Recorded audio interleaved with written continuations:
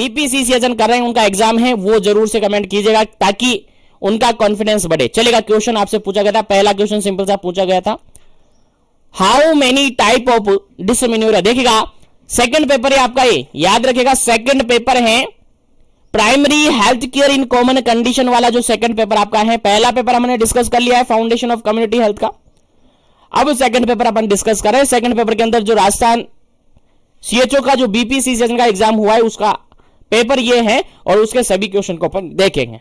चलेगा, पहला क्वेश्चन यहां पर आपसे पूछा गया था, देखेगा how many type of dysmenorrhoea.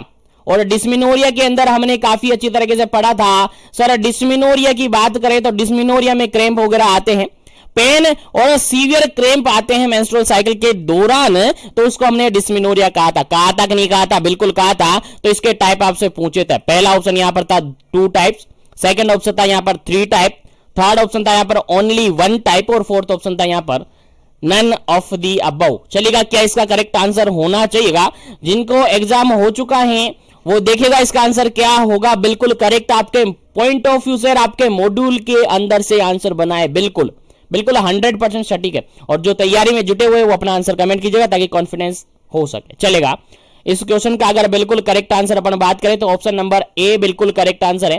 क्या है जी? ऑप्शन नंबर ए बिल्कुल करेक्ट आंसर है। कैसे है सर? ए करेक्ट आंसर आप बताइएगा। देखिएगा, डिसमेनोरिया जनरली अपन ने क्या कहा था कि सीवियर क्रैम्प और पेन देखने को मिलता है, एब्डोमेन पेन देखने को मिलता है ड्यूरिंग द मेंस्ट्रुअल साइकिल, उसको हमने क्या कहा था? डिसमेनोरिया कहा था। तो यहां पर इसके टाइप्स की अगर बात करें तो बेसिकली ये 2 टाइप्स का होता है, एक होता है प्राइमरी टाइप्स यानी प्राइमरी डिसमेनोरिया, दूसरा होता है सेकेंडरी डिसमेनोरिया। प्राइमरी डिसमेनोरिया जो कि जनरल कंडीशन के कारण से होता है और सेकेंडरी डिसमेनोरिया जो कि मेडिकल कंडीशन के कारण से होता है, मेडिकल कोजेज यहां पर हो सकते हैं। तो याद रखिएगा 100% करेक्ट आंसर है option number first. Option number first बिल्कुल करेक्ट आंसर है। 2 टाइप्स, डिसमेनोरिया के कितने टाइप्स सर? 2 टाइप्स होते हैं, प्राइमरी और सेकेंडरी। याद रखिएगा, जिनका एग्जाम है फोकस कीजिएगा, क्वेश्चन आपके लिए काफी इंपॉर्टेंट है। चलेगा, नेक्स्ट क्वेश्चन की बात करते हैं।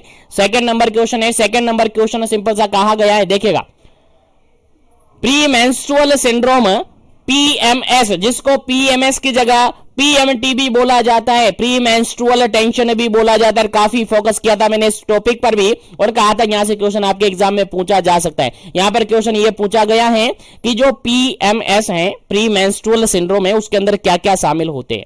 पहला ऑप्शन यहां पर था फिजिकल डिस्टर्बेंस शामिल होता है, सेकंड ऑप्शन था यहां पर साइकोलॉजिकल डिस्टर्बेंस होता है, थर्ड ऑप्शन था यहां पर mood and emotional sign and symptoms होते हैं और फोर्थ ऑप्शन था यहां पर ऑल।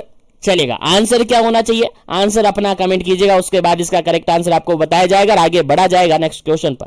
चलेगा,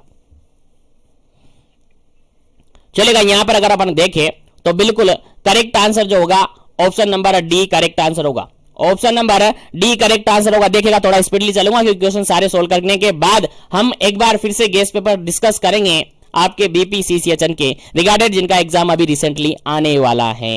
चलेगा, आगे बढ़ते हैं नेक्स्ट क्वेश्चन पर। देखिएगा, यहां पर प्री मेंस्ट्रुअल सिंड्रोम की अगर बात अपन करते हैं तो यहां पर फिजिकली डिस्टर्बेंस होता है, बिल्कुल सही बात है। साइकोलॉजिकल डिस्टर्बेंस, मेंटली डिस्टर्बेंस भी यहां पर देखने को मिलता है। उसके अलावा मूड और डिप्रेशन वाली कंडीशन यहां पर हो जाती है। और यहां से एक और क्वेश्चन आपको याद रखना है, कौन सा न्यूरोट्रांसमीटर, कौन सा केमिकल रेस्पॉन्सिबल होता है, कौन सा केमिकल यहां पर रेस्पॉन्सिबल होता है, आपको याद रखना है सर सीरोटोनिन होता है। क्या होता है जी? सीरोटोनिन होता है।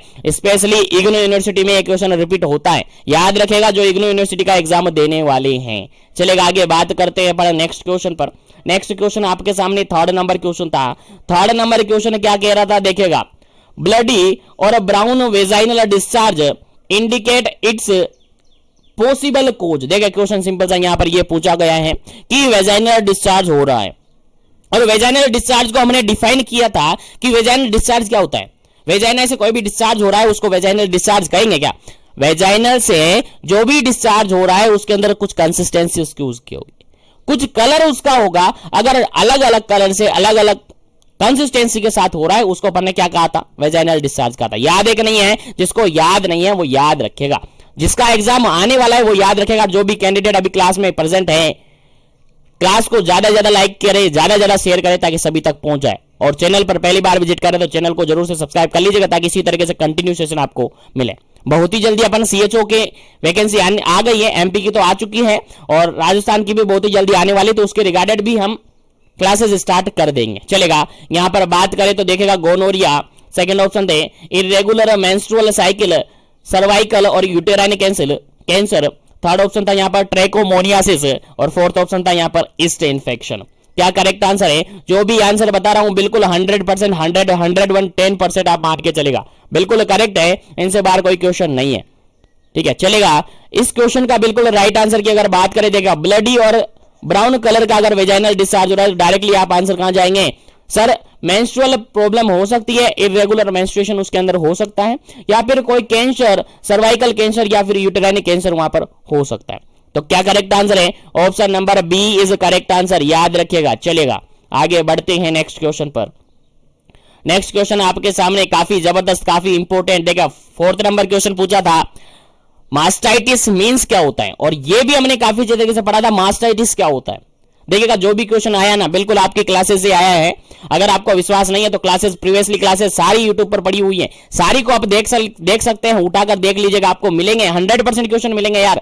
सारे क्वेश्चन मैंने कहा था मोल्डेड करके दे रहा हूं आपको, मोल्डेड करके दे रहा हूं, इनसे बाहर कोई क्वेश्चन आ जाए तो बता दीजिएगा, क्वेश्चन आ जाए तो बता दीजिएगा। और मैंने ये भी कहा था कि एक या दो क्वेश्चन तो गलती से डाल भी देते हैं, एक और दो क्वेश्चन को अपन ध्यान नहीं देते, लेकिन 99% क्वेश्चन, 70 में से 69 क्वेश्चन, 70 में से 69 क्वेश्चन हमारे सेशन से मिलेंगे, बिल्कुल 100%। मैंने कहा था कि 100% आपका क्वेश्चन बाहर नहीं जाएगा।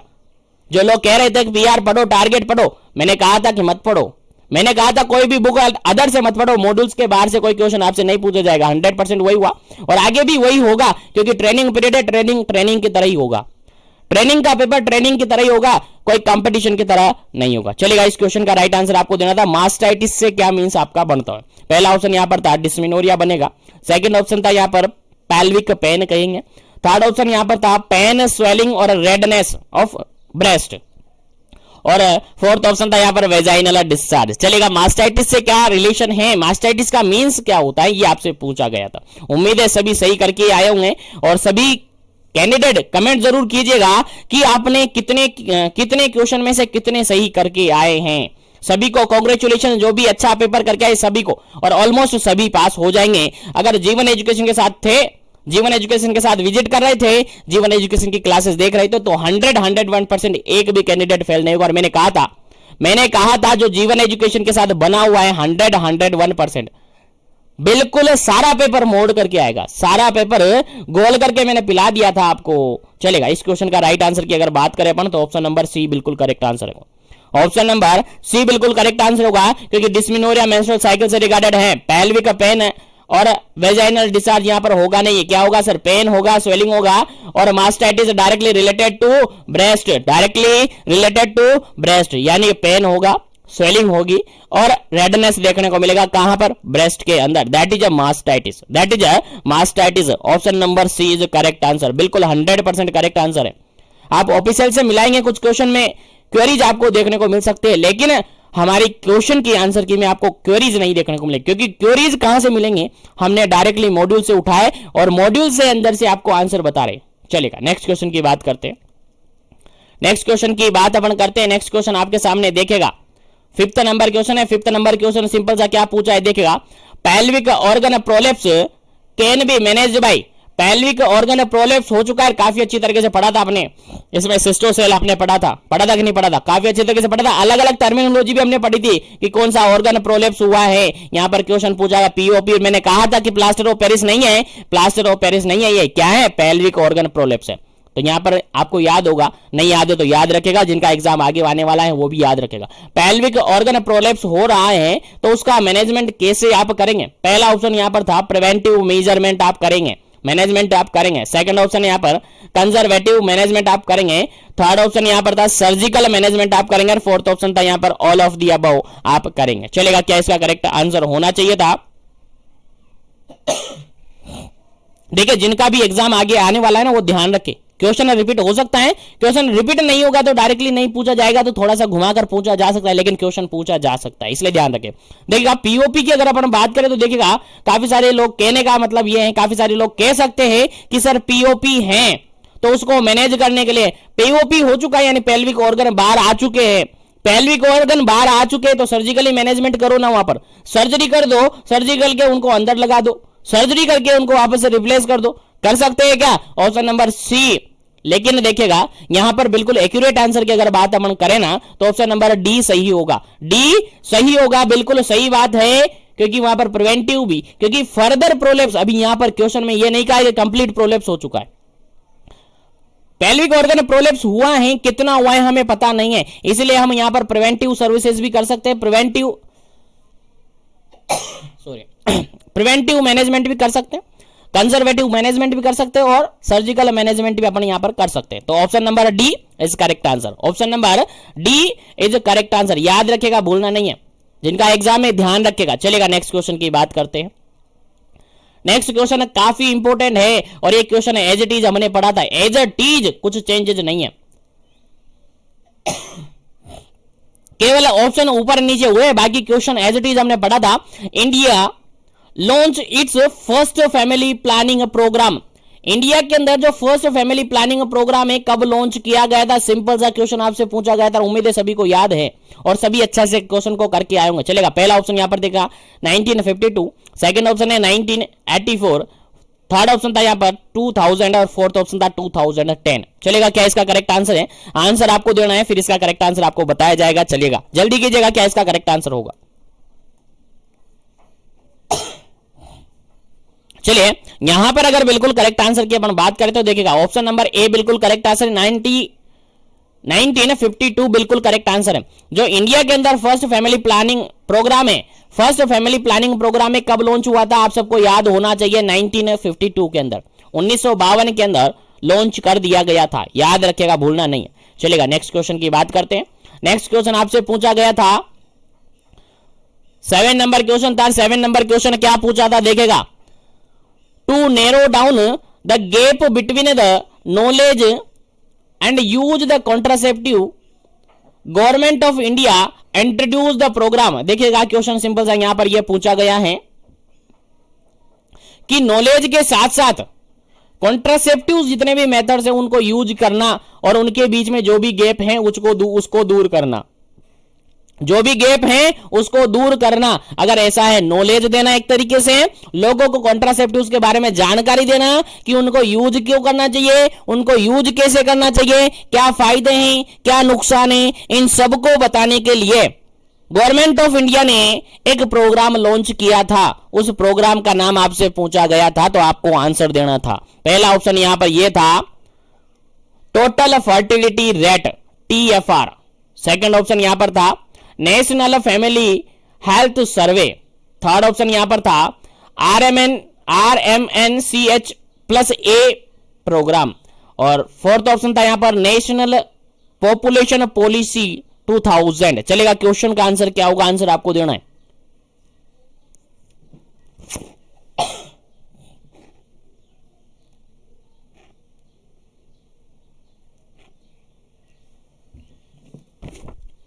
चलेगा यहां पर अगर बिल्कुल करेक्ट आंसर की अपन बात करें तो देखिएगा सिंपल सा आंसर है, option number C is correct answer.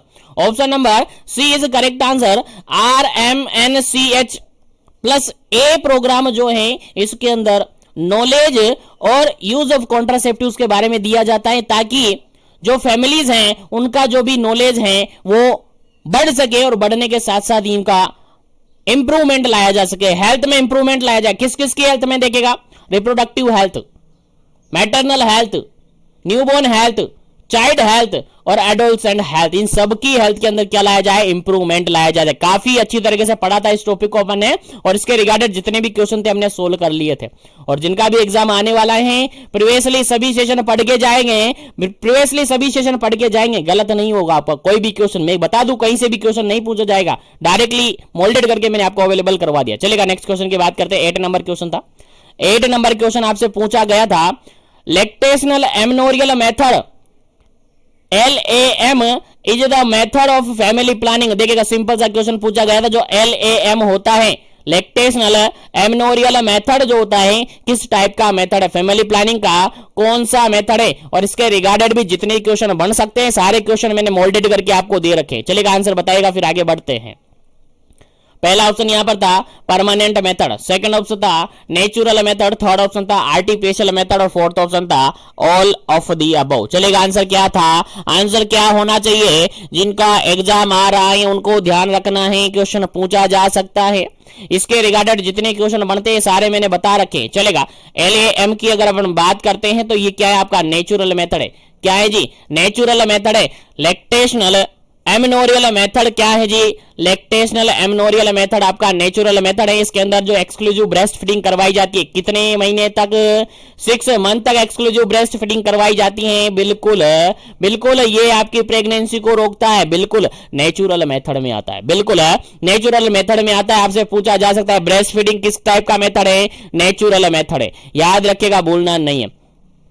आगे बात अपन करें 9 नंबर क्वेश्चन की। 9 नंबर क्वेश्चन सिंपल सा पूछा गया, मैंने कहा था MMA के बारे में काफी अच्छी तरीके से थ्योरेटिकल और प्रैक्टिकल दोनों तरीके से क्लासेस हमने पढ़ी है, थ्योरेटिकल और ऑब्जेक्टिव दोनों तरीके से क्लासेस पढ़ी है। मैंने कहा था क्वेश्चन 100% यहां से पूछा जाएगा, देख लीजिएगा क्वेश्चन आपके सामने, देखिएगा। After giving the misoprostol the women should be called follow up on which day. देखिए क्वेश्चन सिंपल सा यहां पर यह है कि मिजोप्रोस्टोल दिया गया है किसी लेडी को, मिजोप्रोस्टोल दिया गया है किसी लेडी को, अब उस लेडी को फॉलो अप केयर के लिए कब बुलाए जाएंगे। ये आपका जो जनरली जो मिजोप्रोस्टोल दिया जाता है वो MMA medical method of abortion के अंदर दिया जाता है। मेडिकल मेथड ऑफ अबॉर्शन के अंदर बेसिकली 2 मेडिसिन दी जाती है, बेसिकली 2 मेडिसिन दी जाती है। एक दी जाती है आपकी मेफीप्रोस्टोन, क्या दी जाती है, मेफीप्रोस्टोन दी जाती है, और दूसरी दी जाती है आपको मिजोप्रोस्टोल, क्या दी जाती है, मिजोप्रोस्टोल दी जाती है। आपको याद होना चाहिए मिजोप्रोस्टोल दी जाती, 2 मेडिकेशन यहां पर दी जाती हैं। अगर विजिट की बात करें अपन तो बेसिकली 3 विजिट यहां पर करवाए जाते हैं, फर्स्ट डे पर, थर्ड डे पर और 15 डे पर। याद रखिएगा फर्स्ट डे पर आपको जैसे ही लेडी आती है उसको मेडिसिन दी जाती है, कौन सी दी जाती है, सबसे पहले मेफीप्रोस्टोन दी जाती है, कौन सी दी जाती है, सबसे पहले मेफीप्रोस्टोन दी जाती है। उसके बाद थर्ड विजिट पे यानी 2 दिन बाद आती है तो उसको मिजोप्रोस्टोल दिया जाता है, और फाइनली उसको बुलाया जाता है 15 डे पर। कब बुलाया जाता है, 15 डे पर बुलाया जाता है। तो आंसर क्या होगा, क्वेश्चन समझ में आ गया, आंसर क्या हो गया, follow up. Misoprostol second time में दिया यानी थर्ड डे पर मिजोप्रोस्टोल दिया गया है, अब उसको फॉलो अप केयर के लिए बुलाया जा रहा है। तो नेक्स्ट विजिट कौन सा आपका, 15 विजिट होगा। नेक्स्ट विजिट कौन सा आपका, 15th डे वाला विजिट होगा। तो थर्ड विजिट है और 15 डेज पर आप लेडी को क्या करेंगे, वापस बुलाएंगे कि आपको फॉलो अप केयर के लिए क्या करना है, आना है। याद रखिएगा काफी इंपॉर्टेंट क्वेश्चन है आपके एग्जाम पॉइंट ऑफ व्यू से, क्योंकि राजस्थान के अंदर एचडीज क्वेश्चन पूछा हुआ है। चलेगा आगे बढ़ते हैं नेक्स्ट क्वेश्चन पर। नेक्स्ट क्वेश्चन आपसे सिंपल सा पूछा गया है, काफी इंपॉर्टेंट क्वेश्चन है, देखेगा। क्वेश्चन पूछा गया है principle of counselling except, counselling के कौन कौन से प्रिंसिपल हैं एक्सेप्ट आपको निकालने थे। यानी सभी ऑप्शन यहां पर सही है लेकिन एक ऑप्शन गलत है, वो गलत वाला ऑप्शन आपको ढूंढना है। चलेगा पहला ऑप्शन यहां पर देखेगा, give your advice strictly to follow. Second option है accurate information is provided. Third option है client has right to choose his or her action. और फोर्थ ऑप्शन है कीप स्ट्रिक्टली कॉन्फिडेंशियल। चलेगा आंसर आपको देना था और काफी अच्छी तरीके से आप आंसर करके आए होंगे, और जो भी क्वेश्चन के आंसर करके आए बिल्कुल काफी अच्छी तरीके से करके आए होंगे, क्योंकि विश्वास रखा जीवन एजुकेशन पर, और जीवन एजुकेशन पर विश्वास रखा तो इतना कुछ देकर दे दिया, इतना कुछ निकाल कर दे दिया कि पूरा पेपर आपके क्लासेस से मिला है। चलेगा इस क्वेश्चन का अगर बिल्कुल करेक्ट आंसर की बात करें, एक्सेप्ट करके क्वेश्चन आपसे पूछा था, तो इसका राइट आंसर आपका होगा ऑप्शन नंबर ए।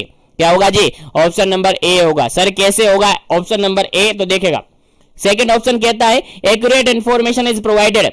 अगर काउंसलिंग प्रोसेस की जा रही है तो जो भी क्लाइंट आपके पास है उसको आप एक्यूरेट इंफॉर्मेशन देंगे। सही बात है कि नहीं है, बिल्कुल सही बात है। कीप स्ट्रिक्टली कॉन्फिडेंशियल, जो भी बातें होगी, जो भी काउंसलिंग प्रोसेस के अंदर जो भी कुछ हुआ है उसको स्ट्रिक्टली कॉन्फिडेंशियल रखना है, छुपा कर रखना है, प्राइवेट रखना है, प्राइवेसी में रखना है। बिल्कुल सही बात है, कॉन्फिडेंशियल होना चाहिए। उसके बाद client has to right to choose his or her on action. Client को खुद का राइट होता है कि वो खुद का एक्शन खुद चुन सकता है। उसे क्या करना है आगे, ये एक्शन हो सकता है। लेकिन ऑप्शन नंबर ए की अगर अपन बात करें तो यहां पर लिखा हुआ है give your advice strictly to follow. Client को आप एडवाइस देंगे कि वो स्ट्रिक्टली फॉलो करे अपने एक्शन को, यानी आपने जो भी एडवाइस दी क्लाइंट को स्ट्रिक्टली उसको फॉलो करना पड़ेगा। क्या ऐसा होता है काउंसलिंग में? नहीं होता है, बिल्कुल नहीं होता है, गलत ऑप्शन है। क्योंकि काउंसलिंग, इफेक्टिव काउंसलिंग वही होती है जिसके अंदर फ्रीडम होती है और क्लाइंट खुद अपना रेस्पॉन्स देता है, क्लाइंट खुद सोच सकता है, क्लाइंट कुछ समझ सकता है और क्लाइंट खुद अपना गोल सेट कर सकता है। बस काउंसलिंग में क्या करते, काउंसलिंग में केवल हेल्प करते, गाइड करते उस पर्सन को। तो यहां पर स्ट्रिक्टली फॉलो नहीं करना होता है। Option number A is correct answer है। Option number A is correct answer है। चलेगा, आगे बढ़ते हैं नेक्स्ट क्वेश्चन पर। और जो भी क्लास में जुड़े हुए क्लास को ज्यादा से ज्यादा लाइक करे, शेयर करे। चैनल पर जो भी पहली बार विजिट करे चैनल को जरूर से सब्सक्राइब करके बेल आइकन कॉल पे प्रेस कर ले ताकि इसी तरीके से कंटिन्यू सेशन आपको मिलते रहे। चलेगा, नेक्स्ट क्वेश्चन की बात करते हैं। 11 नंबर क्वेश्चन आपसे पूछा गया था। 11 नंबर क्वेश्चन ये कह रहा था infant mortality rate by the SRS data 2015। देखिए 2015 का डाटा आपसे पूछ लिया, 2015 का डाटा आपसे पूछ लिया और मैंने कहा था पूछा जा सकता है आपके एग्जाम में, बिल्कुल पूछा हुआ है। देखिएगा 2015 का डाटा आपसे पूछा है और पूछा क्या है, इन्फेंट मोर्टिलिटी पूछा है, इन्फेंट मोर्टिलिटी रेट IMR पूछा है। ऑप्शन फर्स्ट देखिएगा, ऑप्शन फर्स्ट देखिएगा यहां पर 115 पर 1000 लाइव बर्थ, सेकंड है 59 पर 1000 लाइव बर्थ, फोर्थ ऑप्शन था 37 पर 1000 लाइव बर्थ और फोर्थ ऑप्शन यहां पर था 25 पर 1000 लाइव बर्थ। चलेगा, आंसर आपको देना था कि इसका करेक्ट आंसर होगा, उसके बाद इसका करेक्ट आंसर आपको बताया जाएगा। और उम्मीद है आप इस क्वेश्चन को बिल्कुल सही करके आएंगे, इस क्वेश्चन को आप बिल्कुल सही करके आएंगे। काफी इंपॉर्टेंट क्वेश्चन है, काफी सीधा सा क्वेश्चन है।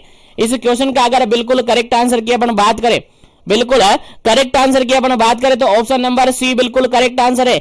IMR की बात अपन करें 2015 के अकॉर्डिंग डाटा अपन बात करें तो 37 पर 1000 लाइव बर्थ होता है। 37,000 में से 37 लाइव बर्थ यहां पर IMR यहां पर होगी। याद रखिएगा, काफी इंपॉर्टेंट है जिनका एग्जाम है। यहीं पर मैं आपको मोर्टिलिटी और बता देता हूं, याद रखिएगा जिनका एग्जाम अभी आने वाला है, मोर्टिलिटी इसी का डाटा है, इसी के अकॉर्डिंग है। अगर मोर्टिलिटी रेट पूछा, MMR आपसे पूछा, क्या पूछा है MMR, अगर आपसे एग्जाम में पूछ लिया जाए तो आपको याद रखना है 167 पर 1 लाख। देखिएगा मोर्टिलिटी बात आती है कहां चला जाता है, 1000 पे नहीं रहता है आंकड़ा, कहां पहुंच जाता है, लाख पे पहुंच जाता है।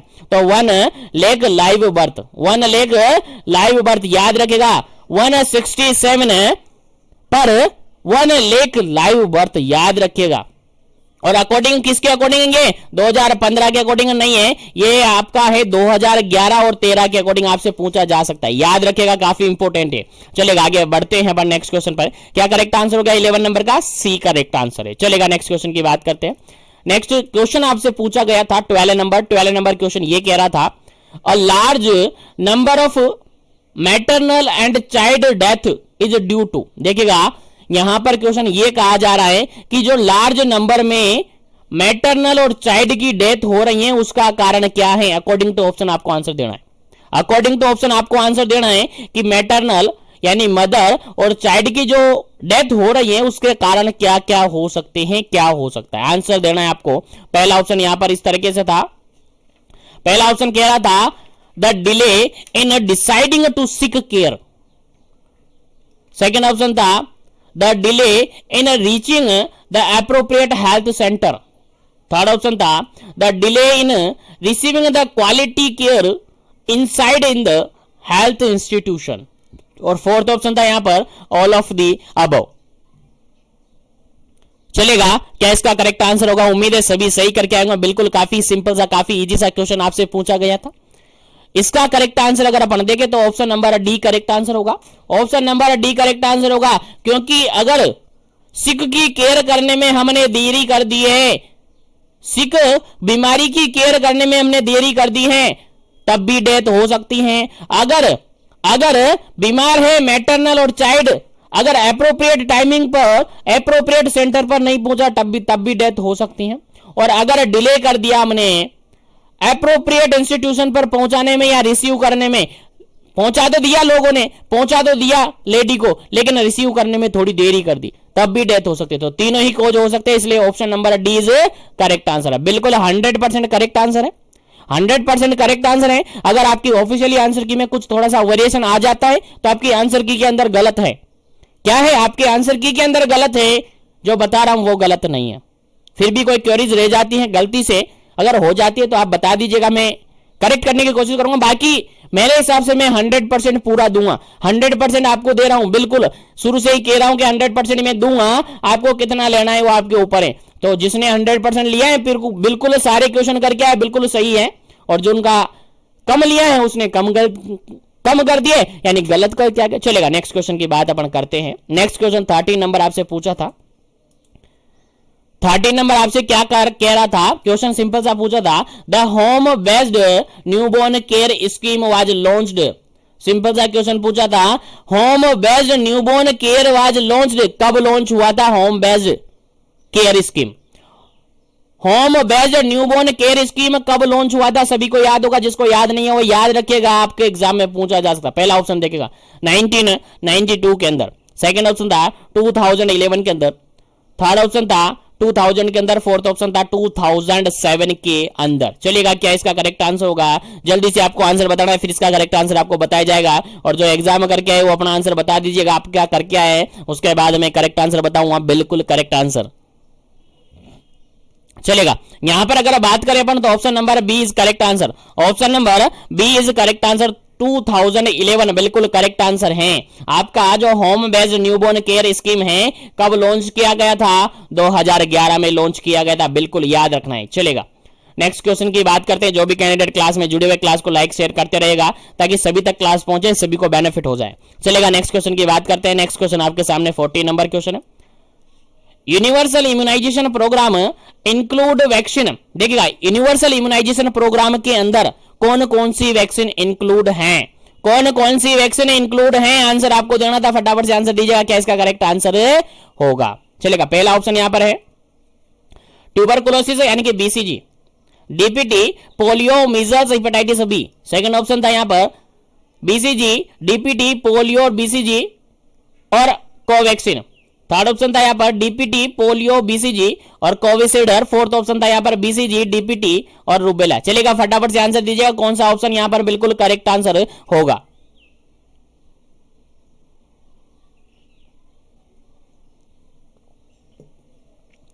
चलेगा, यहां पर देखिएगा सेकंड ऑप्शन कोवैक्सीन है। सेकंड ऑप्शन के अंदर कोवैक्सीन पड़ा हुआ है, और कोवैक्सीन अभी जस्ट बना हुआ है, कुछ 1-2 साल से चला है, जैसे कोविड आया वहां से कोवैक्सीन आया, ये नहीं है। कोविशील्ड भी नहीं है, दोनों ऑप्शन तो कट गए, अभी बचे पहला ऑप्शन और डी ऑप्शन। डी ऑप्शन की बात करें और ए ऑप्शन की बात करें तो A option is correct answer. कैसे देखा? ट्यूबरकुलोसिस के रिगार्डेड बीसीजी दिया जाता है, डीपीटी दिया जाता है, पोलियो दिया जाता है, मीजल्स और हेपेटाइटिस बी। ए ऑप्शन बिल्कुल करेक्ट आंसर है। 14 का ऑप्शन नंबर ए बिल्कुल करेक्ट आंसर है, याद रखिएगा, काफी इंपोर्टेंट है। चलेगा, आपके एग्जाम में क्वेश्चन पूछा जा सकता है। चलेगा, नेक्स्ट क्वेश्चन की बात करते हैं। नेक्स्ट क्वेश्चन आपके सामने 15 नंबर क्वेश्चन है। देखिए, काफी इंपोर्टेंट क्वेश्चन है। What is antenatal care? Antenatal care क्या होता है जी? काफी अच्छी तरीके से पढ़ा था हमने एंटीनेटल केयर के अंदर, थ्योरेटिकल और प्रैक्टिकल दोनों तरीके से क्लासेस ले रखी है, देख सकते हैं, आपके इसी चैनल पर पढ़े हुए हैं, आपके इसी जीवन एजुकेशन पर पढ़ी हुई है। और अगर आप अभी भी चाहते हैं, आपके पास टाइमिंग कम है, अगर यूनिवर्सिटी इग्नू यूनिवर्सिटी का एग्जाम आप देने वाले हैं, अभी आने वाला है 2-5 दिन के बाद आपका एग्जाम, और चाहते हैं नहीं हम तो डायरेक्टली पीडीएफ से पढ़ लेंगे, तो आप मिशन एजुकेशन ऐप पर जरूर से विजिट कीजिएगा। वहां पर सबको अलग से मोल्डेड करके पीडीएफ के रूप में अवेलेबल करवा रखा है। सभी पीडीएफ आपको ऐप में अवेलेबल हो जाएगी, वहीं पर होगी, वो वहीं पर आपको देख पाएंगे। उन्हीं क्वेश्चन को वहीं से पढ़ सकते हैं, जो भी क्वेश्चन है बिल्कुल सब कुछ वहां पर अवेलेबल है। चलेगा, नेक्स्ट बात अपन करते हैं। तो यहां पर देखिएगा, पहला ऑप्शन है care given to the women before the pregnancy. Second option है care during the pregnancy. Third option है care after the delivery. Fourth option है ऑल ऑफ दी अबव। देखिए, काफी सारे, देखो मैं एक बात बता दूं आपको, काफी सारे लोग क्या होते हैं, ऐसा सोचते हैं, जो कम पढ़ाई करते हैं, कम पढ़ाई से मतलब कि ध्यान नहीं देते हैं और अपना दिमाग लगाते हैं, ओवर स्मार्ट बनते हैं। तो पता है क्या होता है, मैंने पहले भी बताया होगा आपको, बार बार बताता हूं कि किसी क्वेश्चन में या तो नन ऑफ द अबव आ गया और किसी क्वेश्चन में ऑल ऑफ द अबव आ गया। बिना क्वेश्चन को पढ़े बिना ऑप्शन देखे ऑल ऑफ द अबव लगा देंगे, लगा देंगे, लगा दो, यहां पर लगा दो, गलत होएगा, लगाने से फायदा नहीं है। क्वेश्चन मैंने क्या बोला है, क्वेश्चन पढ़ना है, ऑप्शन पढ़ना है, फिर एक बार फिर पढ़ना है, फिर आपको आंसर देना है। एक बार से काम नहीं चलेगा, एक बार पढ़ के आंसर दिया गलत हो जाएगा, मैं बता दूं पहले, क्योंकि टाइमिंग आपके पास काफी सफिशिएंट यहां पर था और काफी सारे कैंडिडेट तो ऐसे हैं जो जीवन एजुकेशन के साथ विजिट कर रहे थे इतने दिनों से। काफी सारों ने मैसेज किए मुझे कि सर हमने तो 20 मिनट में, केवल 20 मिनट के अंदर पेपर सोल्व करना यार, 70 क्वेश्चन को केवल 20 मिनट, 20 मिनट में क्वेश्चन सोल्व कर लिया यार, क्या गजब बात है। सभी को एक बार फिर से धन्यवाद और थैंक यू कि उन्होंने इतना ट्रस्ट किया जीवन एजुकेशन पर, इस तरीके से कंटिन्यू वो बने रहे और उम्मीद है आगे भी बने रहेंगे और आगे भी इसी तरीके से मैं आपको अवेलेबल करवाता रहूंगा सारा मटेरियल। चलेगा, आगे बढ़ते हैं नेक्स्ट क्वेश्चन पर। इस क्वेश्चन का आंसर जो आपका होगा ऑप्शन नंबर 20 करेक्ट आंसर होगा, क्योंकि एंटीनेटल की बात की गई थी और एंटीनेटल केयर 3 केयर होती है जनरली, आप सबको जानते हो, सब पता है आपको, मैंने सब कुछ बता रखा है। 3 केयर अपन देखें, पहली केयर होती है एंटीनेटल केयर, दूसरी केयर होती है आपकी इंट्रानेटल केयर और थर्ड केयर होती है आपकी पोस्टनेटल केयर। यही होती है एंटीनेटल केयर, मतलब होता है आपका प्रेगनेंसी कंसीव हो चुकी है और डिलीवरी नहीं हुई है, डिलीवरी से पहले यहां पर आपकी आती है डिलीवरी यानी लेबर प्रोसेस। क्या आती है, डिलीवरी और लेबर प्रोसेस। लेबर से पहले जितनी भी केयर है, प्रेगनेंसी कंसीव हो चुके हैं, प्रेगनेंसी कंसीव होने के बाद डिलीवरी तक जो केयर दी जाएगी दैट इज एंटीनेटल केयर। क्या होगी जी, एंटीनेटल केयर होगी, और या फिर ड्यूरिंग केयर अपन उसको बोलते हैं, ड्यूरिंग प्रेगनेंसी केयर अपन उसको बोल सकते हैं। इंट्रानेटल की बात करें तो लेबर के दौरान, डिलीवरी के दौरान जो केयर दी जाएगी इंट्रानेटल केयर, और postnatal care after the delivery दी जाएगी। याद रखिएगा, यहां पर बिल्कुल करेक्ट आंसर क्या होगा आपका, option number B correct answer होगा, क्योंकि एंटीनेटल केयर आपसे पूछा था। एंटीनेटल केयर मतलब कि ड्यूरिंग द प्रेगनेंसी, प्रेगनेंसी के दौरान केयर दी जानी है, दैट इज एंटीनेटल केयर। उम्मीद है समझ में आ गया होगा। तो आगे बढ़ते हैं अपन नेक्स्ट क्वेश्चन पर। चलेगा, नेक्स्ट क्वेश्चन की बात करते हैं। नेक्स्ट क्वेश्चन है, काफी सिंपल सा क्वेश्चन था यार, काफी सिंपल था, बार बार मैंने बोला आपसे, बार बार मैंने बोला 3 क्वेश्चन 4 क्वेश्चन यहां से आपके बनते। देखिए प्रीवियसली जो पेपर हुआ था उसके अंदर आपसे विजिट पूछे थे कि विजिट कितने होते हैं, antenatal visit, minimum antenatal visit कितने होने चाहिए, क्वेश्चन ये पूछा था और मैंने कहा था, और आप सबको पता है फर्स्ट एंटीनेटल केयर विजिट यहां पर पूछा था। सबसे पहला काम होता है एंटीनेटल विजिट की। एंटीनेटल विजिट की अगर अपन बात करें तो एंटीनेटल विजिट होते हैं 4। एंटीनेटल विजिट कितने होते हैं, 4 होते हैं। जैसे ही प्रेगनेंसी कंसीव हुई एंटीनेटल विजिट यहां पर होते हैं 4। पहला antenatal visit as soon possible हो जाना चाहिए, विद इन 12 वीक में हो जाना चाहिए, ऐसा मैंने कहा था। याद होगा कि नहीं होगा, नहीं होगा तो याद रखेगा, मैं बता दूंगा अभी सभी को। याद रखेगा कितने केयर, कितने चेकअप होते हैं सर, 4 विजिट तो होने चाहिए, मिनिमम 4 चेकअप तो होने ही चाहिए। इस क्वेश्चन का आंसर दीजिएगा पहले। 16 नंबर क्वेश्चन है आपका, first antenatal visit to the health centre. Health centre पर फर्स्ट एंटीनेटल विजिट कब किया जाता है? पहला ऑप्शन यहां पर है between the 14 to 26 week. Second option था यहां पर बिटवीन द 28 टू 36 वीक, और थर्ड ऑप्शन था यहां पर 36 वीक टू 38 वीक्स, और फोर्थ ऑप्शन था यहां पर विद इन 12 वीक और as soon as possible suspected pregnancy. चलेगा, यहां पर देखिएगा बिल्कुल करेक्ट आंसर की अपन बात करें, अगर बिल्कुल करेक्ट आंसर की बात करें तो option number D is correct answer होगा। ऑप्शन नंबर डी बिल्कुल करेक्ट आंसर होगा, क्योंकि कितने केयर, कितने विजिट होते हैं, सबसे पहला काम तो यह है कि सर 4 विजिट होते हैं। कितने विजिट होते हैं? एंटीनेटल विजिट की बात करें तो 4 विजिट होते हैं सर। पहला विजिट हम करते हैं sir as soon as possible. कब करते हैं जी? एज सून एज पॉसिबल हम कर देते हैं, या फिर अगर नहीं कर पाए तो विद इन कब, विद इन 12 वीक में कर लेना चाहिए। पहला यहां पर देखिएगा option number D is correct answer. इस क्वेश्चन का option number D is correct answer. First antenatal visit आपसे पूछा गया था, विद इन 12 वीक या एज सून एज पॉसिबल कर लेना चाहिए। अगर सेकंड विजिट की बात करें अपन, सेकंड विजिट की बात करें तो सेकंड विजिट जनरली 14 वीक से लेकर 26 वीक के अंदर करवाया दिया जाता है। याद रखिएगा, आपके एग्जाम में जो इग्नू की प्रिपरेशन कर रहे हैं, जिनका एग्जाम अभी मार्च के अंदर है, याद रखिएगा क्वेश्चन आपके एग्जाम में टिपक जाएगा, बिल्कुल टिपक सकता है, याद रखिएगा। चलेगा, थर्ड अगर विजिट की अपन बात करें, थर्ड विजिट जनरली की जाती है 28 वीक से लेकर 36 वीक तक, 28 से 36 वीक तक की जाती हैं। अगर फोर्थ विजिट की बात करें तो आफ्टर द 36 वीक और बिफोर द डिलीवरी, यानी आफ्टर द 36 वीक और डिलीवरी तक कभी भी कर सकते हैं। याद रखेगा तो 4 विजिट मिनिमम होते हैं, 4 विजिट में से कहीं से भी क्वेश्चन उठा सकते हैं, पहला visit, second visit, third visit और फोर्थ विजिट। याद रखेगा राजस्थान के अंदर फर्स्ट विजिट पूछा है। चलेगा आगे बात करते हैं पर नेक्स्ट क्वेश्चन की। नेक्स्ट क्वेश्चन आपके एग्जाम में काफी सिंपल सा, काफी इजी सा पूछा था, देखेगा 70 नंबर क्वेश्चन था। पूछा क्या था, normal symptom during the pregnancy include, pregnancy के दौरान कौन कौन से सिम्टम जो कि नॉर्मली सीन होते हैं, आंसर आपको देना था। कौन सा ऐसा सिम्टम है जो कि प्रेगनेंसी के दौरान देखने को मिलता है। चलेगा यहां पर देखिएगा गलती क्या करते हैं लोग, गलती बहुत भारी करते हैं लोग, और इतना समझाने के बाद भी अगर गलती की ना तो फिर गलती तो गलती है, गलती के साथ खुद गलती है, यानी डबल गलती हो जाती है। समझे कि नहीं है? नहीं समझे, कोई नहीं समझे, समझ जाएंगे धीरे धीरे, बने रहेगा इसी तरीके से जीवन एजुकेशन, हर चीज समझा दूंगा, डोंट वरी। चलेगा यहां पर पूछा था normal symptom during the pregnancy, pregnancy के दौरान नॉर्मल सिम्टम आपसे पूछे थे कौन कौन से देखने को मिलते हैं या कौन सा दे। पहली गलती तो यहां कर देते कि सर नोजिया वोमिटिंग होता है, सर फटाफट ये लो नोजिया वोमिटिंग, ये लो हमारा ए ऑप्शन, ये लो गोला भर दिया, ओएमआर सीट भर गई हमारी, हमारा आंसर सही हो गया।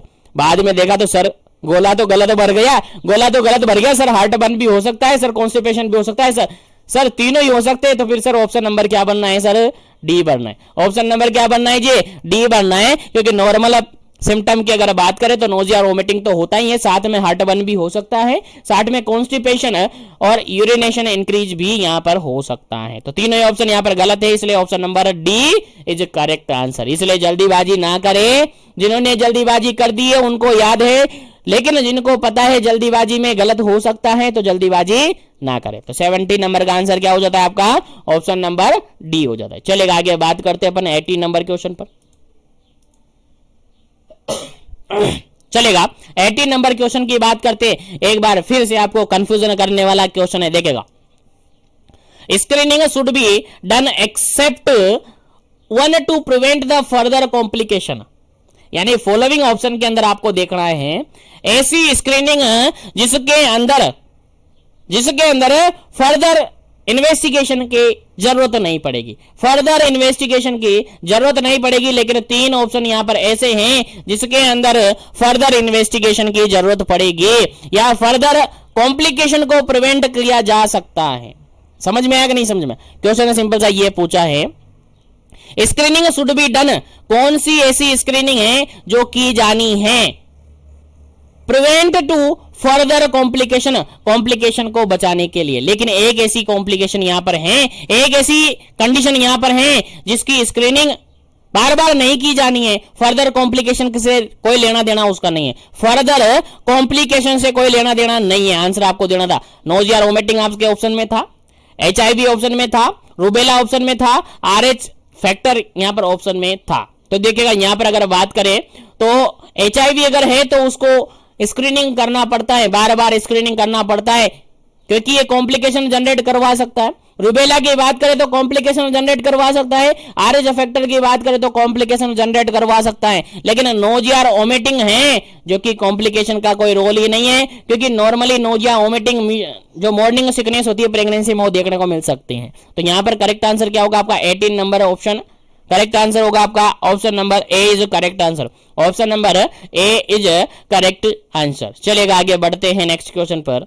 नेक्स्ट क्वेश्चन आपका 19 नंबर क्वेश्चन है, नेक्स्ट क्वेश्चन है आपका 19 नंबर क्वेश्चन है, काफी सिंपल सा क्वेश्चन है, और मैंने कहा था क्वेश्चन पूछा जाएगा यार, लेबर से क्वेश्चन नहीं पूछा जाएगा तो कहां से पूछा जाएगा, आप CHO हो और आपसे लेबर से क्वेश्चन नहीं पूछा जाएगा तो कहां से पूछा जाएगा। तो क्वेश्चन आ गया है, देखिएगा labour is said to be normal, normal labour किसको अपन कहेंगे, मैंने कहा था, बार बार बोला था, मैंने रिपीट किया जा सकता है, आपके एग्जाम में क्वेश्चन पूछा जा सकता है। आ गया देखिएगा, यहां पर पहला ऑप्शन इस तरीके से था, अगर एट टर्म कंडीशन पर हो रहा है, टर्म कंडीशन आप सब जानते हैं 37 से लेकर 42 वीक्स तक होता है। सेकंड ऑप्शन था ऑनसेट इज स्पॉन्टेनियसली, ऑटोमेटिकली और स्पॉन्टेनियसली ऑनसेट हो रहा है। थर्ड ऑप्शन यहां पर था foetus present in vertex position, vertex position is normal position, और फोर्थ ऑप्शन था यहां पर डी। क्या करेक्ट आंसर होगा?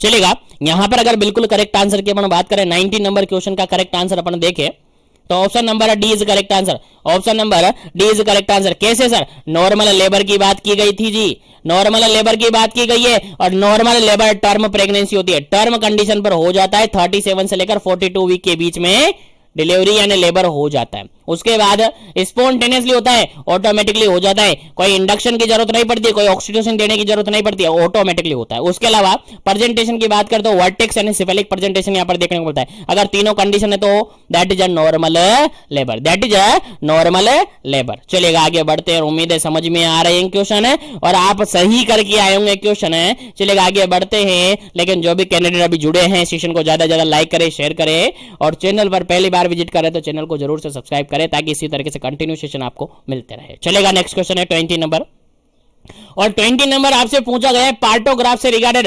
Partograph is a graphical recording. Partograph जानते हो ना कहां पर काम में लिया जाता है? सब सही करके आऊंगा 100%, क्योंकि बताया था आपको, मैंने कहा था आपको क्वेश्चन पूछा जा सकता है। तो पार्टोग्राफ इज ग्राफिकल रिकॉर्डिंग। किसका ग्राफिकल रिकॉर्डिंग करता है आपका पार्टोग्राफ? ऑप्शन इस तरीके से था, पहला ऑप्शन था heart rate and its function, heart rate और उसके फंक्शन को। सेकंड ऑप्शन था electrical record of brain, brain का इलेक्ट्रिकल रिकॉर्ड रखता है। थर्ड ऑप्शन था यहां पर progress of labour and condition of the mother and foetus, और फोर्थ ऑप्शन यहां पर था नन ऑफ दी अबव। चलेगा, क्या इसका करेक्ट आंसर होना चाहिए और आप क्या लगाकर आए हैं वो आप बताइएगा।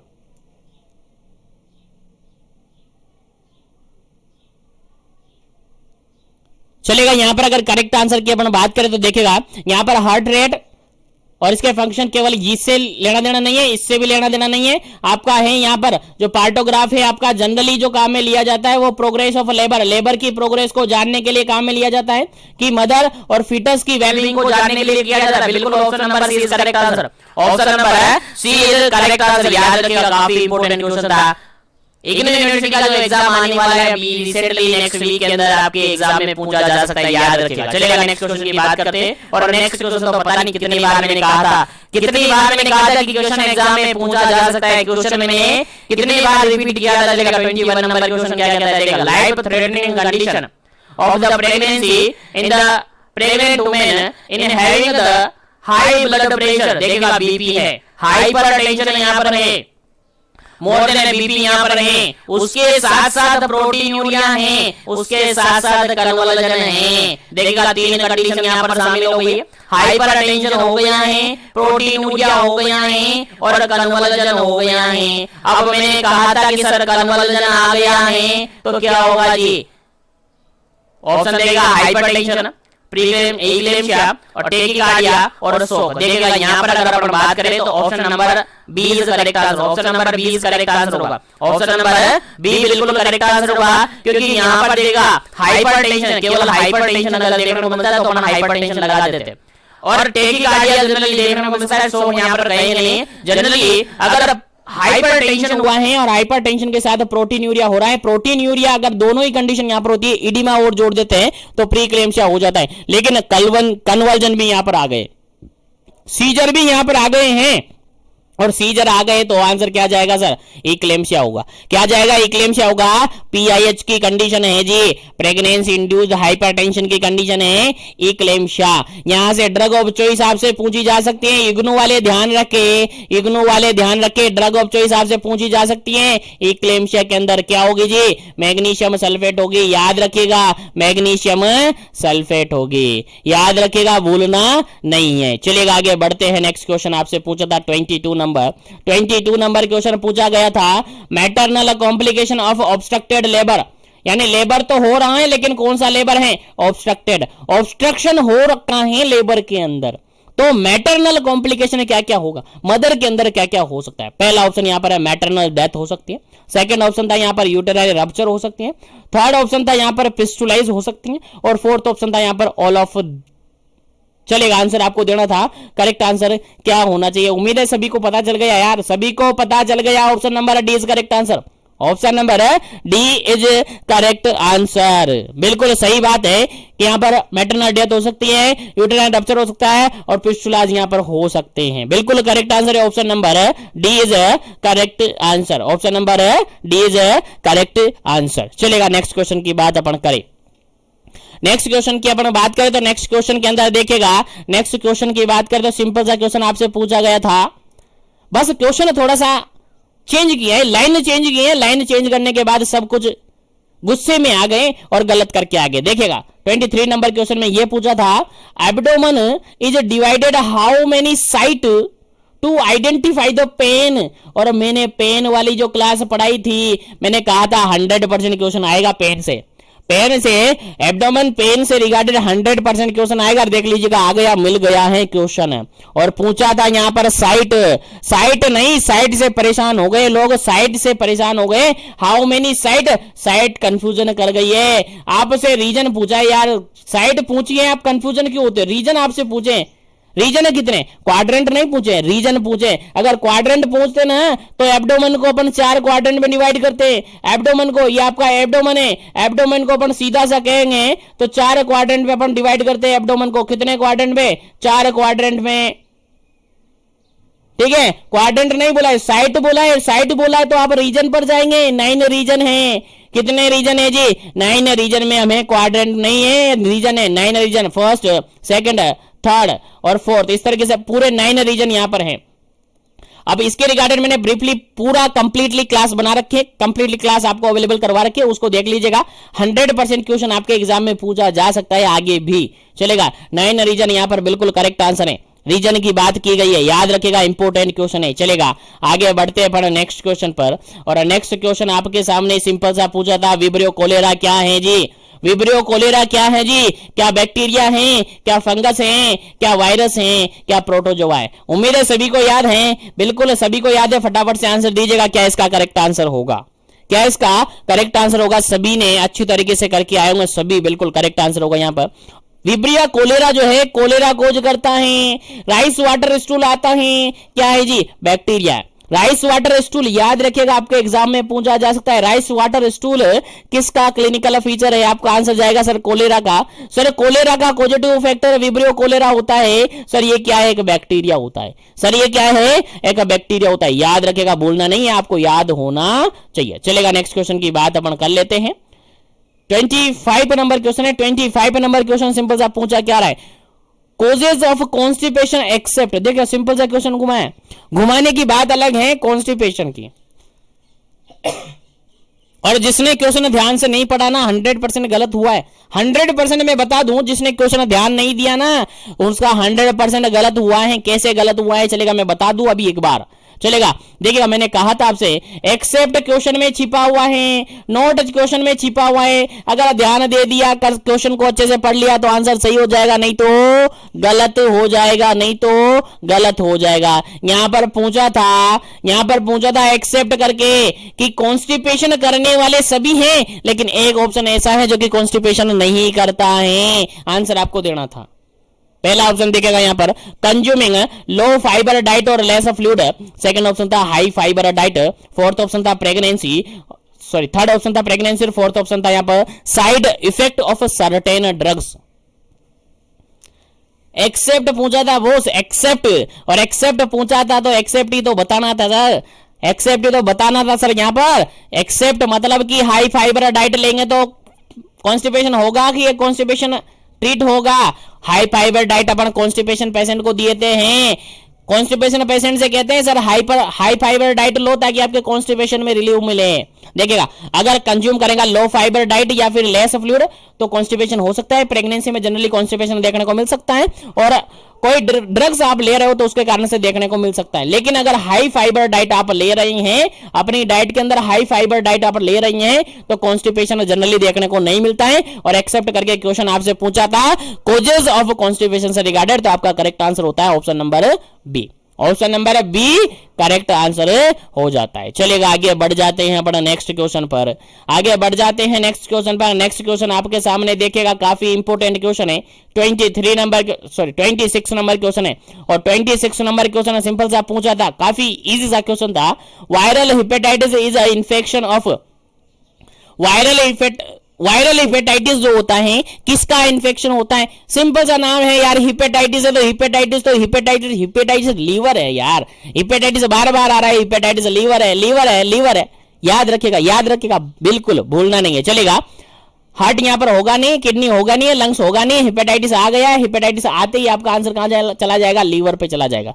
कहां चला जाएगा जी, लीवर पे चला जाएगा। चलेगा, आगे बढ़ जाते हैं नेक्स्ट क्वेश्चन पर। 27 नंबर क्वेश्चन है, 27 नंबर क्वेश्चन है। 27 नंबर क्वेश्चन कहता है the respiratory system is divided to, respiratory system को डिवाइडेड किया हुआ है कितने पार्ट के अंदर, आंसर आपको बताना था।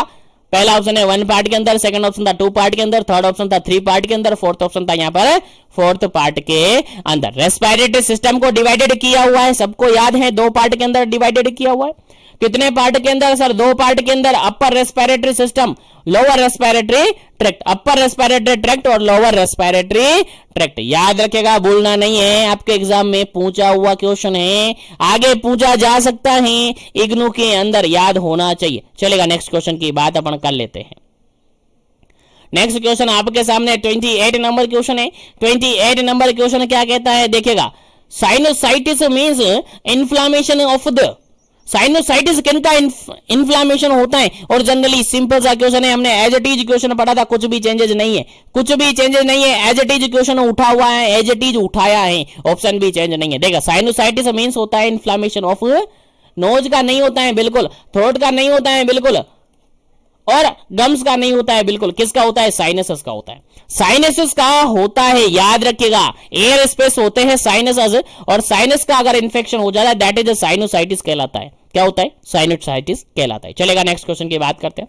नेक्स्ट क्वेश्चन आपका 29 नंबर क्वेश्चन है। 29 नंबर क्वेश्चन सिंपल सा पूछा है, complication of the untreated pharyngitis except, देखिएगा एक्सेप्ट, फिर से मैंने बोला है एक्सेप्ट भूलना नहीं है, नॉट एक्सेप्ट भूलना नहीं है, और इधर उधर जाना नहीं चाहिए, ध्यान में रखना है, आंखों के सामने होना चाहिए। अगर क्वेश्चन में है तो पहचान लेना है, पहचान लेना है, अगर क्वेश्चन का आंसर सही करना है तो। अगर नहीं पहचाने ना तो गलत हो जाएगा 100%, मैं बता दूं। चलेगा, यहां पर एक्सेप्ट का क्वेश्चन पूछा था कि अगर फेरेंजाइटिस है किसी पर्सन को और वो ट्रीट नहीं किया गया है तो उसके कारण से फॉलोइंग में से सभी डिजीज हो सकती है लेकिन एक नहीं होगी, तो कौन सी नहीं होगी। पहला ऑप्शन देखेगा यहां पर पेप्टिक अल्सर, सेकंड ऑप्शन देखेगा otitis media, third option sinusitis, और फोर्थ ऑप्शन यहां पर पेरिटोन्सिलर एब्सिस। चलेगा, क्या आंसर उसका होगा, क्या आंसर इसका होगा, आंसर आपको देना था फटाफट से, क्या इसका करेक्ट आंसर होगा। चलिए, यहां पर अगर आंसर की बात करें तो देखिएगा, कॉम्प्लिकेशन की बात करें, फेरेंजाइटिस है तो फेरेंजाइटिस में साइनोसाइटिस तो होता है, बिल्कुल सही बात है। पेरिटोन्सिलर पेरिटोन्सिलर यहां पर एब्सिस भी हो सकता है और ओटाइटिस मीडिया भी हो सकता है, लेकिन अगर बात करें पेप्टिक अल्सर की तो रेस्पिरेटरी सिस्टम और पेप्टिक अल्सर से काफी दूर दूर तक का नाता नहीं है। यहां पर फेरेंजाइटिस से रिगार्डेड और पेप्टिक अल्सर से कोई दूर दूर तक नाता नहीं है, तो क्या करेक्ट आंसर हो जाएगा, एक्सेप्ट करके निकालना था। Option number A is correct answer, option number A is correct answer, peptic ulcer यहां पर करेक्ट आंसर है। चलेगा, आगे बढ़ते हैं पर नेक्स्ट क्वेश्चन पर, आगे बढ़ते हैं नेक्स्ट क्वेश्चन पर। नेक्स्ट क्वेश्चन आपके सामने 30 नंबर क्वेश्चन है। 30 नंबर क्वेश्चन एक बार फिर से एक्सेप्ट पे क्वेश्चन पूछा है, pneumonia can not be prevented by, यानी 3 ऑप्शन यहां पर ऐसे हैं जो कि निमोनिया को प्रिवेंट कर सकते हैं, लेकिन एक ऑप्शन यहां पर क्या है, निमोनिया को प्रिवेंट नहीं करेगा।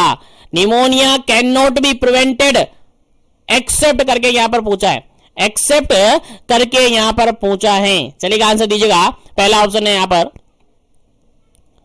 Hand washing regularly, second option है avoid exposure to dust chemical, third option है स्मोकिंग, और फोर्थ ऑप्शन है अवॉइड सीजनल एलर्जी। चलेगा, आंसर देना है। देखिएगा, पहले तो क्वेश्चन में यहां पर थोड़ी लैंग्वेज ही देखिए कंफ्यूजन लग रही है। Pneumonia can not be prevented, pneumonia किसके द्वारा प्रिवेंटेड नहीं की जाती, किसके द्वारा प्रिवेंट नहीं की जाती है, और एक्सेप्ट और दे दिया यहां पर, एक्सेप्ट और दे दिया यहां पर, देखिएगा एक्सेप्ट भी दे दिया और कैन नॉट भी दे दिया। अब बताओ क्या लगा ये आंसर, अब तो कंफ्यूजन हो गया सर, और क्वेश्चन का आंसर भी गलत हो जाएगा सर। देखा, कैन नॉट भी है, निमोनिया किसके थ्रू प्रिवेंट नहीं कर सकते, और एक्सेप्ट भी दे दिया, फिर भी आंसर देखिएगा। देखिए यहां पर देखिए, अपन सिंपल सा क्वेश्चन आंसर देखे तो hand washing regularly, hand wash आप कर रहे हो तो प्रिवेंट कर सकते हैं, सीधी सी बात है। अवॉइड एक्सपोजर टू डस्ट और केमिकल्स, ये भी कर सकते हैं। अगर सीजनल एलर्जी से आप दूर हैं ये भी कर सकते हैं, लेकिन आप स्मोकिंग कर रहे हैं तो प्रिवेंट करेंगे क्या? नहीं करेंगे। स्मोकिंग यहां पर करेक्ट आंसर होगा। लेकिन इस क्वेश्चन में अभी थोड़ा सा इशू ये बनेगा, इशू क्या बनेगा? इशू ये बनेगा कि यहां पर क्वेश्चन आपसे पूछा है pneumonia can not be treated except करके, सॉरी प्रिवेंटेड एक्सेप्ट करके आपसे क्वेश्चन पूछा है।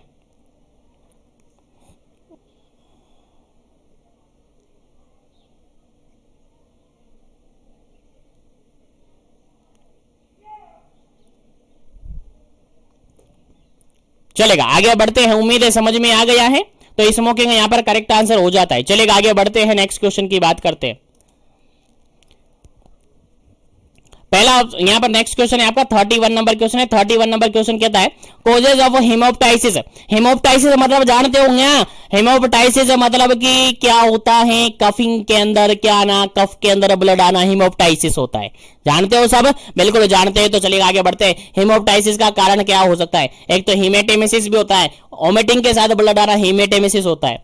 एक हेमेप्टाइसिस होता है जिसमें कफिंग के साथ जो स्पुटम आता है उसके अंदर ब्लड आना, दैट इज हेमोप्टाइसिस। तो किसके अंदर वो देखने को मिलता है? आंसर देना है। पहला ऑप्शन है पल्मोनरी ट्यूबरकुलोसिस के अंदर, सेकंड ऑप्शन है ब्रोंकाइटिस के अंदर, थर्ड ऑप्शन है लंग्स कैंसर के अंदर, फोर्थ ऑप्शन है सभी के अंदर देखने को मिलता है। चलेगा, आंसर दीजिएगा क्या इसका करेक्ट आंसर है, फिर इसका करेक्ट आंसर आपको बताया जाएगा और आगे बढ़ा जाएगा।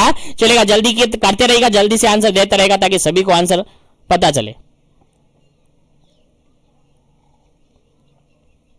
चलेगा, यहां पर अगर बिल्कुल करेक्ट आंसर की अपन बात करें तो 31 नंबर क्वेश्चन का आंसर होगा आपका ऑप्शन नंबर डी। 31 का करेक्ट आंसर होगा ऑप्शन नंबर डी, क्योंकि पल्मोनरी टीबी है, अगर किसी पर्सन को टीबी है तो हेमोप्टाइसिस हो सकता है, ब्रोंकाइटिस है तो हो सकता है, लंग कैंसर है तो हो सकता है, इसलिए correct answer that is D option is correct answer, याद रखिएगा। चलेगा, नेक्स्ट क्वेश्चन सिंपल सा पूछा है यार, फुल फॉर्म पूछिए आपके सीओपीडी की। कौन नहीं जानता सीओपीडी के फुल फॉर्म? अगर ये क्वेश्चन भी आप गलत करके आए ना तो बहुत बुरा हुआ, बहुत बुरा करके आप करके आए, बहुत पेपर बुरा करके आ गए। चलेगा, 32 नंबर क्वेश्चन में सीओपीडी का फुल फॉर्म पूछा था। चलेगा, पहला ऑप्शन देखिए कैंसर, कैंसर से कोई लेना देना ही नहीं है, पहला ऑप्शन तो मैंने काट दिया। सेकंड ऑप्शन कोरोनरी, अरे छोड़ो इसको, गलत है, नन ऑफ द अबव होगा ही नहीं। थर्ड ऑप्शन बिल्कुल सही है, क्रोनिक ऑब्स्ट्रक्टिव पल्मोनरी डिजीज। मैंने कहा है क्वेश्चन अगर नहीं आए तो एलिमिनेशन मेथड लगा दो, ऑटोमेटिकली क्वेश्चन निकल गया। कैंसर और कोरोनरी हटा दिया, ऑटोमेटिकली आंसर निकल गया। निकला नहीं निकला? कंफ्यूजन कैसा यार? कंफ्यूजन नहीं होना है आपको। कंफ्यूजन को घर पे रख के जाए, पेपर देने जाए ना, कंफ्यूजन घर पे रख के जाए कि तू अभी रुक, मैं आ रहा हूं पेपर देके, फिर मेरे साथ चलना, खेलने चलेंगे, घूमने चलेंगे मैदान के अंदर, फिर रखना कंफ्यूजन। पेपर देने जाए तो कंफ्यूजन को घर रख के जाए। चलेगा, नेक्स्ट क्वेश्चन की बात करते। ऑप्शन नंबर सी यहां पर करेक्ट हो गया। आपको समझ में आ गया क्यों है ऑप्शन नंबर सी? समझने की कहां बात है सर, फुल फॉर्म ही तो पूछिए, क्या है? क्रोनिक ऑब्स्ट्रक्टिव पल्मोनरी डिजीज, बिल्कुल करेक्ट आंसर ऑप्शन नंबर है सी। चलेगा, आगे बढ़ते हैं बड़ा नेक्स्ट क्वेश्चन पर। नेक्स्ट क्वेश्चन आपके सामने 33 नंबर क्वेश्चन है। 33 नंबर क्वेश्चन आपसे पूछा है, देखिएगा। Which artery supply blood to the heart? Simple सा क्वेश्चन है यार, कौन सी आर्टरी हार्ट को सप्लाई करती है, ब्लड सप्लाई करती है, यानी हार्ट को ब्लड सप्लाई करने वाली आर्टरी आपसे पूछिए। पहला ऑप्शन है कैरोटिड आर्टरी, सेकंड ऑप्शन है कोरोनरी आर्टरी, थर्ड ऑप्शन है हेपेटिक आर्टरी, फोर्थ ऑप्शन है पल्मोनरी आर्टरी। सभी को याद है? अगर ये क्वेश्चन भी नहीं आता है ना तो फिर क्या आता है यार, आपको आना चाहिए। चलेगा, option number B is correct answer, option number B is correct answer, coronary artery that is correct answer है। चलेगा, नेक्स्ट क्वेश्चन की अपन बात करते हैं। 34 नंबर क्वेश्चन है। 34 नंबर क्वेश्चन पूछा है इन्वेस्टिगेशन ऑफ हार्ट, हार्ट का इन्वेस्टिगेशन करना है, हार्ट से रिगार्डेड कोई प्रॉब्लम है और उसका इन्वेस्टिगेशन करना है, उसको अपन को चेकआउट करना है, तो कौन सा इन्वेस्टिगेशन अपन करेंगे? पहला ऑप्शन है यहाँ पर ईईजी करेंगे, सेकंड ऑप्शन है ईसीटी करेंगे, थर्ड ऑप्शन है ईसीजी करेंगे और फोर्थ ऑप्शन है सोनोग्राफी करेंगे। आंसर दीजिएगा क्या इसका करेक्ट आंसर होगा। चलेगा, सभी को याद है यार, हार्ट से रिगार्डेड आपका ईसीजी क्या है? ECG correct answer, option number C is correct answer, option number C is correct answer है, याद रखिएगा, बोलना नहीं है। चलेगा, नेक्स्ट क्वेश्चन की बात करें। 35 नंबर क्वेश्चन है। 35 नंबर क्वेश्चन सिंपल सा पूछा है decrease in number of red blood cell, RBC के नंबर गिर गए हैं और हीमोग्लोबिन के नंबर गिर गए हैं। अब बताओ नंबर ऑफ आरबीसी गिर गई हैं और हीमोग्लोबिन क्या हो गई हैं सर, गिर गए हैं। तो कौन सी कंडीशन होगी, किस कंडीशन में होता है? पहला ऑप्शन है एनीमिया, सेकंड ऑप्शन है यूरेमिया, थर्ड ऑप्शन है वायरेमिया, फोर्थ ऑप्शन है ग्लाइसीमिया। अरे मिया मिया छोड़ो, सीधा सा है एनीमिया है, सीधा सा है। कंफ्यूजन काय को कर रहे हो, कंफ्यूजन क्यों होते हो? अगर आरबीसी का नंबर गिर रहा है, अगर हीमोग्लोबिन का नंबर गिर रहा है, that is your answer is क्या हो जाएगा? एनीमिया हो जाएगा। सोचने समझने की बात नहीं है। अगर बात करें तो इसमें जो ऑक्सीजन कैरी आउट की क्षमता है, कैरी आउट है, वो कैपेसिटी कम हो जाएगी। क्यों हो जाएगी? क्योंकि ऑक्सीजन को बाइंड करके हीमोग्लोबिन ही तो लाने ले जाने का काम करता है। अब हीमोग्लोबिन का लेवल ही कम हो गया है तो कैरी आउट कैपेसिटी कम होगी कि नहीं होगी? बिल्कुल, anaemia is correct answer. Option number है A is correct answer. 35 number question का करेक्ट आंसर ऑप्शन नंबर है ए।